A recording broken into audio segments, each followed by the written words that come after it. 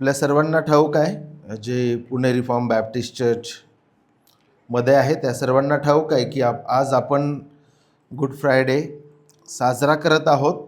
त्याची प्रभू येशू ख्रिस्ताच्या बलिदानाची आठवण करत आहोत. आणि ह्या वर्षाची किंवा ह्या गुड फ्रायडेची जी थीम आहे आपली ती आहे द 3 ट्रीज.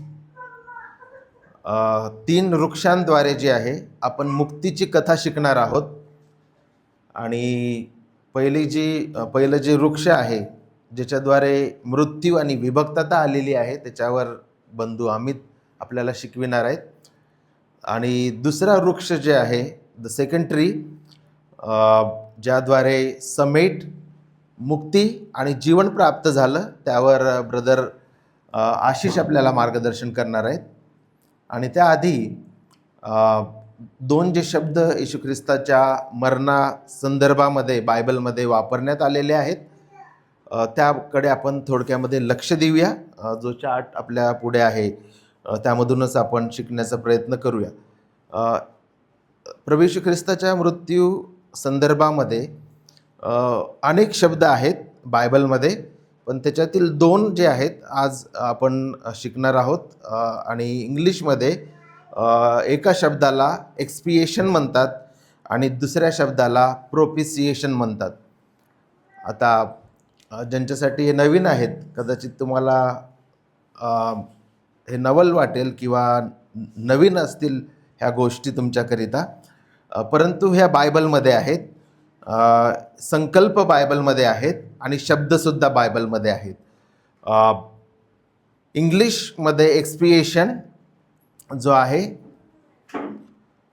त्या शब्दाचं ह्या ठिकाणी अर्थ देण्यात आलेला आहे. आणि एक्सपिएशनच्या आधी जो एक्स लागलेला आहे त्याचा अर्थ असतो आउट. आणि इथे आपल्याला स्पष्ट रीतीने पाहायला मिळत आहे की the removal of sin and guilt by the sacrifice of Christ. ह्या ठिकाणी आपण पाहतो की ख्रिस्ताचा मृत्यू जो आहे त्याचा परिणाम आपल्यावर काय झालेला आहे, किंवा प्रभू येशू ख्रिस्ताचा जो मृत्यू आहे तो आपल्या प्रित्यर्थ कशा रीतीने आहे.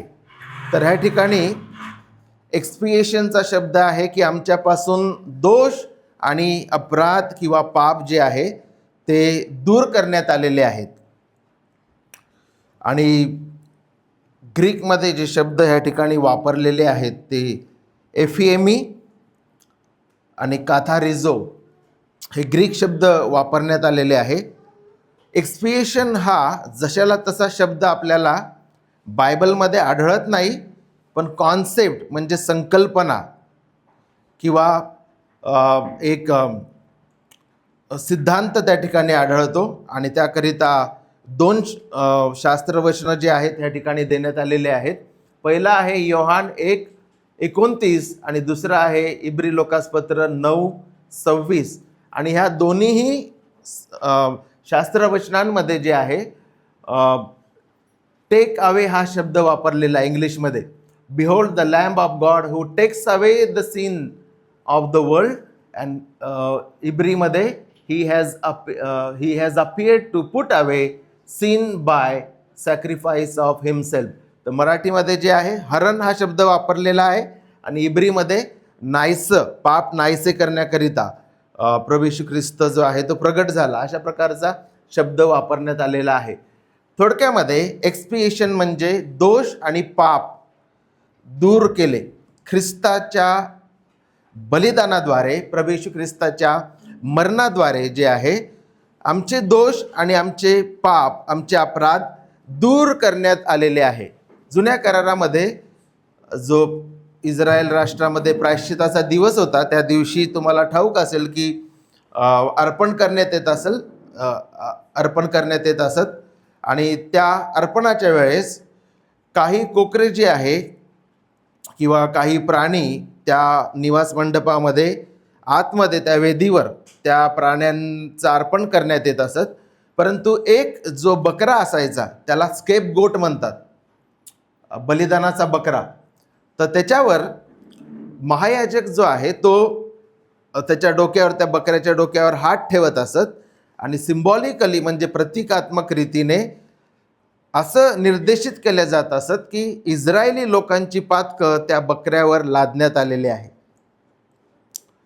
आणि त्या बकऱ्याला त्या मंडळीमधील एक व्यक्ती जो आहे तो अरण्यामध्ये घेऊन जात असत, इतक्या लांब घेऊन जात असत की त्याला पाणी भेटू नये, अन्न भेटू नये, आणि तो बकरा जो आहे तो त्या अरण्यामध्येच मरून जावा. आणि सिम्बॉलिकली, प्रतीकात्मक रीतीने काय नेमकं देव शिकवत होता की त्या प्राण्याला इतक्या लांब नेण्यात येत असत की ते पुन्हा कॅम्पकडे, म्हणजे त्या छावणीकडे वापस परत ते येऊ शकत नव्हते. आणि यामधून प्रभू हे शिकवत होता की मी तुमची पातकं इतक्या लांब नेत आहे की ते पुन्हा कधीही तुमच्यावर लादण्यात येणार नाही. आणि स्तोत्र 103 मध्ये ते आपल्याला 2 वचनांद्वारे प्रभूने दाखविलेलं आहे की आकाश पृथ्वीवरून, नाही का, किती जितकं लांब आहे किंवा जितकं उंच आहे तितके मी तुमची पातकं तुमच्यापासून दूर केलेले आहे, किंवा पूर्व पश्चिमेपासून जितकी लांब आहे तितकेच देवाने आमचे पातकं आमच्यापासून दूर केलेले आहे. आणि त्या दोन्हीही संदर्भामधून परमेश्वर हे सांगत आहे की तुमची पातकं मी यापुढे कधीही स्मरणार नाही, आणि ती पातकं पुन्हा कधीही तुमच्याकडे मी वापस घेऊन येणार नाही आणि तुमच्यावर लादणार नाही. आणि हा कॉन्सेप्ट आपल्याला एक्सपिएशनद्वारे आपल्याला शिकावयास मिळतो. एक्सपिएशन म्हणजे आमचे दोष, आमचे अपराध आणि आमची पातकं आमच्यापासून असीमित अंतर दूर देवाने नेलेले आहे. आणि दुसरा शब्द जो आहे प्रोपिसिएशन, आता हे जे 2 शब्द आहेत ते समजून थोडक्यामध्ये घेण्याचा प्रयत्न आपण करत आहोत. एक म्हणजे ख्रिस्ताच्या मृत्यूने आमच्यावर काय परिणाम केलेला आहे, किंवा आमच्या प्रित्यर्थ ख्रिस्ताचा मृत्यू कशा प्रकारे कार्य करतो, आणि आता ख्रिस्ताचा मृत्यू जो आहे तो देवाप्रित्यर्थ कशा रीतीने कार्य करतो. आणि म्हणून याचं शीर्षक जे आहे असं दिसतं की the cross, 2 sides of 1 saving work. म्हणजे ख्रिस्त वधस्तंभी होता, एकीकडे तो आपले अपराध दोष दूर करत होता, आणि दुसरीकडे परमेश्वराचा जो क्रोध आहे, परमेश्वराचा नीतिमान किंवा पवित्र क्रोध जो आहे तो त्यांनी शमविला. तर ख्रिस्त वधस्तंभी असताना तो परमेश्वराचा क्रोध जो आहे तो शमून राहिलेला आहे, शांत करत आहे, आणि दुसरीकडे आमचे अपराध तो आमच्यापासून दूर घेऊन जात आहे. आणि प्रोपिसिएशन म्हणजेच ख्रिस्त देवाच्या इच्छेप्रमाणे तो ठेचल्या गेला, त्याला मारण्यात आले.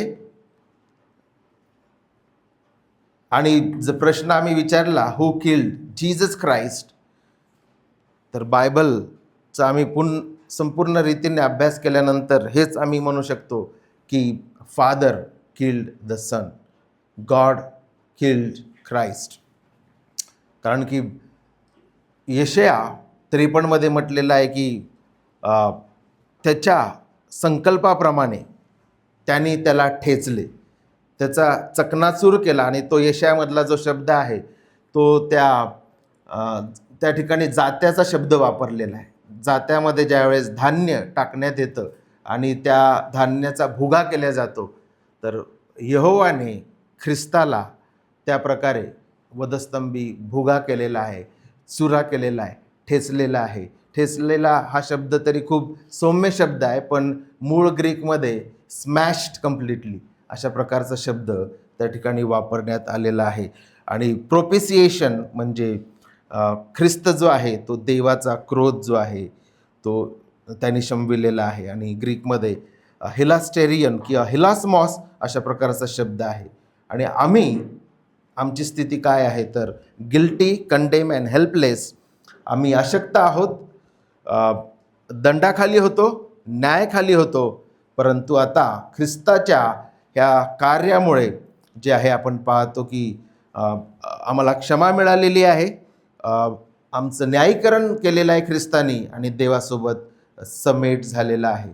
दोघांपैकी एक जर गोष्ट झाली असती तर काय झालं असतं, फक्त एक्सपिएशन जर दोष आणि अपराध जर दूर केले असते क्रोधाची तलवार आमच्यावर टांगलेली असती आणि जर फक्त क्रोध काढून घेतला असता तर दोष आणि अपराध तसेच राहिले असते. आणि म्हणून एक्सपिएशन आणि प्रोपिसिएशन दोन्ही गोष्टींची आपल्याला गरज आहे. हे बायबल आपल्याला स्पष्ट रीतीने शिकवितं. परमेश्वराचा क्रोध ख्रिस्ताने शंभिलेला आहे. आमची पापे त्यांनी आमच्यापासून कोसो अंतरावर त्यांनी दूर नेलेले, असीमित अंतर त्यांनी दूर नेलेले आहेत. देवासोबत आपला समेट ख्रिस्ताच्या वधस्तंभाच्या कार्यामुळे झालेला आहे आणि ख्रिस्तानी आमचं तारण पूर्ण केलेलं आहे वधस्तंभावर. त्यांनी आपल्याला तारण्याजोगं करून सोडलं नाही, सेवेबल करून सोडलं नाही, तर बायबल सांगतं की ही सेव्ड अस. वधस्तंभावर त्यांनी पूर्ण किंमत दिली, खंडणी पित्याला दिली आणि तो म्हटला की पूर्ण झाले आहे, तारण पूर्ण झाले आहे. आणि ही चांगली बातमी आहे प्रियांनो. त्यांनी हे म्हटलं नाही की 99% कार्य मी केलेलं आहे आणि 1% कार्य जे आहे ते तुम्ही करा, तुमच्या हाती मी सोडून जातो 1% कार्य. जर तसं सुद्धा केलं असतं तरी आम्हाला कोणत्याही प्रकारची आशा नसते, कारण की 1% सहभाग देण्याच्या सुद्धा आपण योग्यतेचे नाही आहे.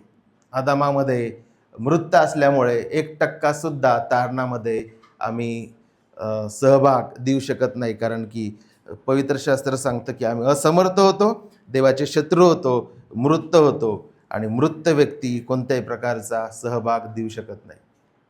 आणि हे संपूर्ण कार्य ख्रिस्ताचं आहे. आणि आपण पाहतो की त्यांनी आपल्याला तारण होण्याजोगं करून सोडलं नाही. आता पुढची जी गोष्ट आहे ती तुम्ही स्वतः हाताळा. परंतु वधस्तंभी तो म्हटला टेटेलेस्टाय म्हणजे पूर्ण झाले आहे. तुमच्या तारणाची पूर्ण किंमत मी यहोवाला दिलेली आहे.